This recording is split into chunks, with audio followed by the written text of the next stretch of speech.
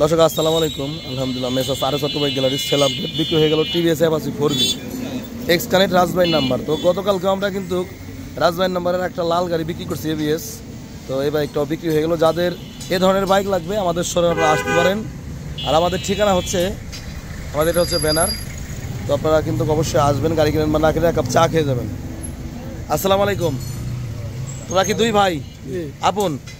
তোমার নাম কি? মোহাম্মদ রাহাত। আর তোমার নাম? মোহাম্মদ রাব্বি ভাই। আচ্ছা, উনি কি হয়?